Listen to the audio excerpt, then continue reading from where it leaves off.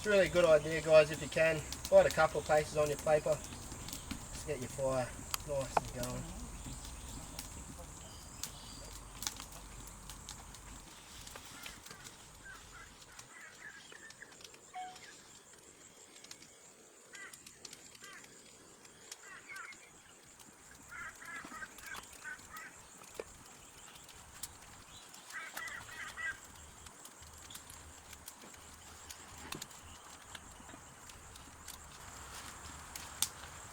Alright guys, so now we can get in here and just attend to our fire a little bit. Make sure there's a lot of oxygen getting around.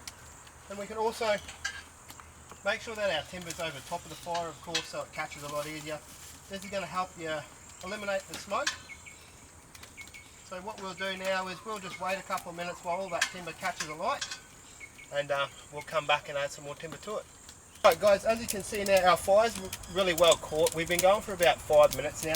So now we're at the next stage of our fire. We can go and add our larger pieces of timber.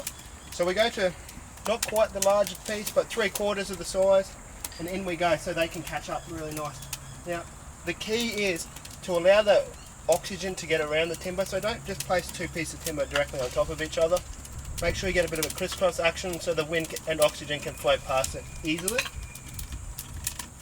So in they go, and just let them catch a fire so that we can now aim for a nice bed of coal so we can do our cooking on top. Alright, so we're now at the stage of the fire where we can start closing the lid. So we've been going now for about, say, 7.5 to 8 minutes. We've got a good fire, that's perfect for cooking. So what we do now to slow our fire down, because there's a lot of oxygen pumping through it, what we do is we close our barbecue plate just to 3/4 just to allow it to slow down a little bit.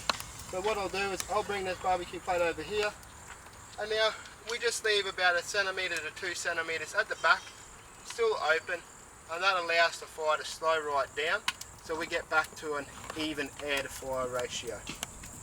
And we can now start moving into the larger pieces of timber. So you can use these size. I wouldn't go much bigger than this at all.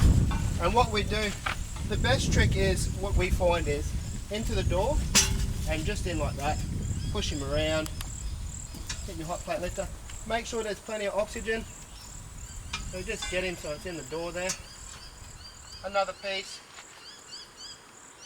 and in like so. That's going to allow a lot of oxygen to flow through it.